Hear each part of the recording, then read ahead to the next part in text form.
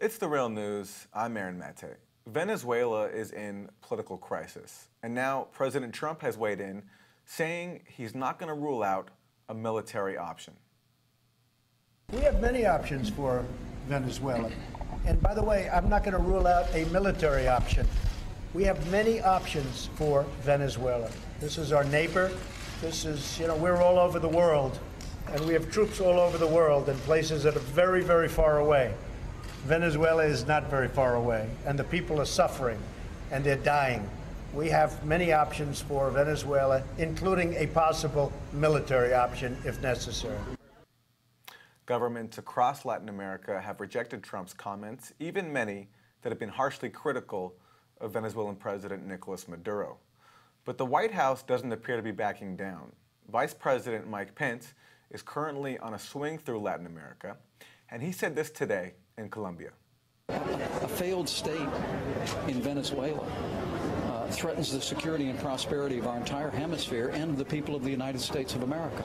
The president sent me here with a message that the regime is experiencing change right now, and what we're witnessing is Venezuela is collapsing into dictatorship.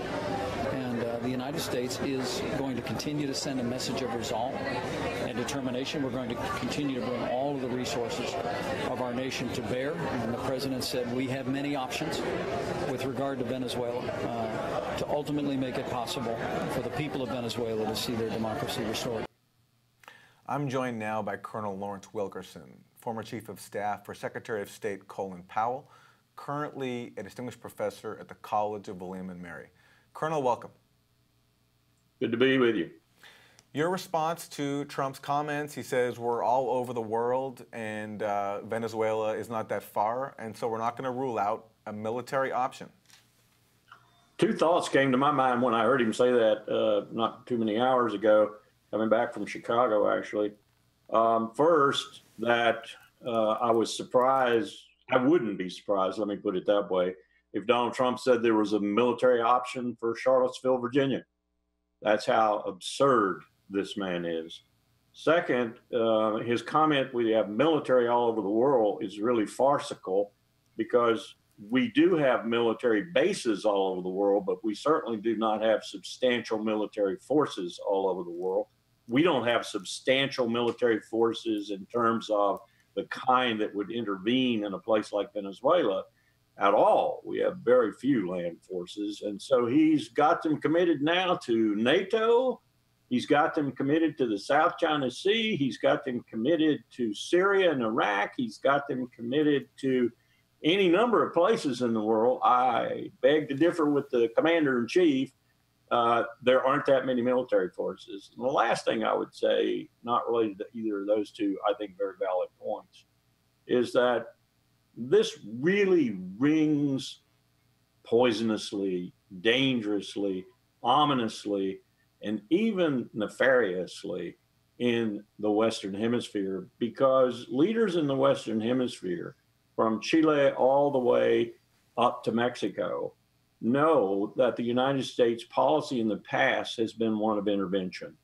It has been one of using military forces. Smedley Butler once said he was a better criminal than Al Capone because he operated on two continents. Well, the Marine General operated mostly in the Western Hemisphere. Some 35 different interventions in Latin America over about a century. This is disgusting that we're going back to that. Bad enough that in 2002, I had to be a member of an administration that tried to overthrow Hugo Chavez through a coup d'etat, a very soft coup d'etat to be sure. Thank God we didn't kill too many people in Caracas, and failed. And now here we are looking at the possibility of putting military forces in the Venezuela. I have to conclude that it's mostly because Venezuela gives us a lot of our oil. It's heavy, dirty oil with high content of sulfur. We're the only ones who can refine it on our southern coast. And so it is an important place, and we don't want it falling into chaos. But the way to stop that from happening is not to threaten military intervention. It's to let the Venezuelans work this out. That's the only way any solution achieved will be lasting. You know, Colonel, when you bring up that legacy of U.S. militarism and destabilization... A legacy, Aaron, let me quickly point out, that Donald Trump has absolutely zero knowledge of because he has zero knowledge of U.S. history. Yeah, Colonel. I mean, all this reminds me of what Reagan would say about the Sandinistas in Nicaragua when he was trying to drum up support for his Contra war there. And, you know, hearing Pence talk about Venezuela being a threat possibly to the U.S. I mean, what did Reagan say about the Sandinistas? That famous quote of his, the Sandinistas are just 2 days' drive from Harlingen, Texas.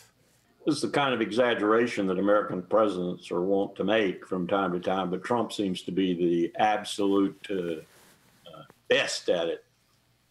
Venezuela is a threat to the United States only in the sense that I mentioned before, that if all that oil were suddenly to be cut off, it would probably influence the markets dramatically. And so if we were going to intervene, we'd intervene with ExxonMobil or a combination of ExxonMobil, Total, Chevron, maybe some other organizations that would take over the oil fields and pump the oil efficiently. That's not doable, really. We should help the Venezuelans to do that, not intervene to do it ourselves. But that's the only thing I can see that would be a national security interest with regard to Venezuela is the oil. And that's quickly remedial. I mean, all you got to do is get off that oil. So I want to point out that this rhetoric we're hearing is not just from Trump, it's not just from Pence, but it's also from other officials inside the U.S. government, including the director of the CIA, Mike Pompeo. So I want to play for you a clip of him recently speaking at the Aspen Security Forum, and he was asked about Venezuela. Anytime you have a country as large and with the economic capacity of a country like Venezuela, America has a deep interest in making sure that it is stable and as democratic as possible. And so we're working hard to do that. I'm always careful when we talk about South and Central America and the CIA. There's a lot of stories. So I want to be careful with what I say. But suffice to say, we are very hopeful that there can be a transition in Venezuela. And the CIA is doing its best to understand the dynamic there so that we can communicate to our State Department and to others. The Colombians, I was just down in Mexico City and in Bogota week before last, talking about this very issue, trying to help them understand the things they might do so that they can get a better outcome for their part of the world and our part of the world. So, Colonel, that joke that Pompeo seemed to make about this, you know, making this oblique reference to the CIA's history in Latin America, in Central America, as you know well, that history literally has been destabilization and death for many, many, many people. First thing Mr. Pompeo needs to know is it's Bogota, accent on the last syllable, not Bogota. The second thing he needs to know is CIA directors need to keep their traps shut, their mouths shut. They don't talk about policy. They don't even intimate about policy. They should not even be on camera. So he needs to shut up and go back to his hole at Langley. And the third thing is that the last thing we need is somebody from the Central Intelligence Agency talking about Venezuelan policy, period, or any Latin American policy. This is a region where the United States ought to issue apologies, not threats. We have done so much to damage Latin America. And if we're talking about a relationship, as Mr. Pompeo was just doing, the relationship has always been, and I would submit we want it to be again, a relationship between American business and American leaders and oligarchs. Oligarchs is whom we have liked and loved from Brazil to Santiago, from Argentina to Peru. That's whom we like and love because they're conducive to American commercial interest and ultimately conducive to American security interests. It's time we fell out of love with oligarchs and started liking others who represent the people and true and real democracy. That's what Mr. Pompeo ought to know. But of course, like most of the Trump administration, he's ignorant as hell. Right, Colonel. So let me ask you about what you mentioned earlier, that you were in the Bush administration back when it supported that 2002 coup attempt against Venezuelan President Hugo Chavez. That coup attempt was successful for a short while. He was forced to flee the presidential palace. There was a new government installed. But then the army and citizens mobilized against that, and Chavez was returned. But as you noted, the Bush administration supported that. I should say, too, it wasn't just the Bush administration. I remember the New York Times published an editorial saying that Venezuela now has a chance to return to democracy, something along those lines. But can you talk about what happened back then in 2002? I think what we had then was a genuine populist leader, not in the sense that Trump's a populist leader. I find that a joke, and I think Charlottesville proved that. If populism means Nazis in America, I don't want anything to do with populism. Populism was surrounding Bernie Sanders, for example, not Donald Trump. That notwithstanding, it was in Venezuela, I think, Hugo Chavez, who overstepped himself a bit and so tainted his own success in the end, but nonetheless was a positive force for bringing more of Venezuela, much more of Venezuela, the barrios, the ghettos, the mountainsides, and so forth, into power, into some sort of political power in Venezuela for one of the first times since Simón Bolívar. I mean, Hugo Chavez should get some credit for that. I'm really sorry, and I'm sad that Nicolas Maduro does not seem to know how to continue that tradition. And truly, Chavez was getting too authoritarian towards the end, too. It seems to happen to people who get in power and who nonetheless bring a wider political participation to their countries. It's the caudillo aspect, it's the dictator aspect, it's the lust for someone to control circumstances and events, even your life, that seems to exist in some of the cultures in the world, not least of which might be our own right now. A liberal democracy, after all, is on the march all across the globe. But it is a shame that Chavez's heritage is being, I think, tainted somewhat by Maduro. That said, it was clear to me at the time, with Roger Noriega, Otto Reich, and others, and Karl Rove, running U.S. Latin American policy rather than the president or others who might have been better at it, like Colin Powell. It was clear to me that what we were looking for was this restored relationship with the oligarchs.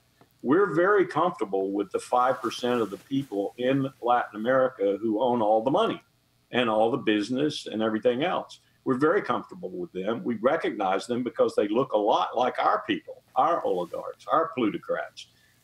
It's time that changed. I mean, Dwight Eisenhower talked about this at the end of the age of colonialism. It's why Dwight Eisenhower would not give the French substantial help at Dien Bien Phu and why the French lost Vietnam. Too bad Eisenhower didn't stick around for another term, because he was one of the people who understood what was happening post-World War II, that this colonial atmosphere had to be dissipated, destroyed, and disappear from the face of the earth. Now we have people who want to bring it back. And Trump looks like one of the strongest advocates of that. You know, Colonel, I have not followed Venezuela very closely, but I do feel compelled to point out in discussions of it that Chavez and Maduro have faced a series of elections, including many referendums and also just general votes. Chavez won several elections. Maduro has won elections. He did lose, or his party did lose the last major elections in 2015 with the National Assembly. But he did, it's obvious to me that there is a strong base of support for him there. And there will be elections, or there's supposed to be elections at least, in Venezuela in 2018. So the issue of democracy there, it still seems that despite the accusations against him, that there still is popular votes and a chance for people to express their will at the ballot box. No, I agree 100%. And we're seeing some of the same thing in other countries in this world, not least of which is our own. That we have two dramatically opposed power groups in the United States right now, what I would call the people and the oligarchs, or the plutocrats.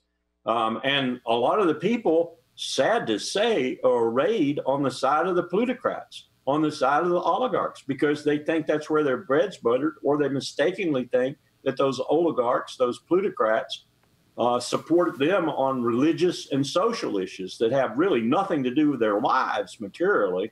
We've got the same problem in this country. And I would predict, and you watch this, Aaron, you watch this, we're going to have more blood on the streets in this country. Charlottesville is just the beginning.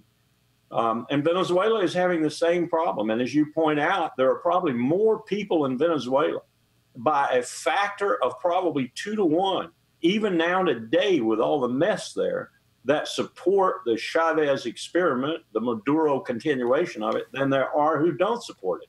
And yet, look what's happening, and look how our news handles it. Look how our media handles it. Look how the New York Times handles it. We don't ever tell the truth anymore. I'm not sure we ever did, really, but we certainly don't today. And we need to keep our dirty hands, our guilty hands, off Latin America. I don't care what the national security interests are, because nowhere in the Western Hemisphere, really, other than perhaps Mexico, are those national interests so significant that they call for military intervention.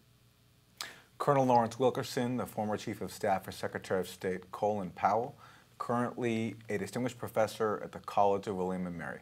Colonel, always a pleasure. Thanks for having me, Aaron. And thank you for joining us on The Real News.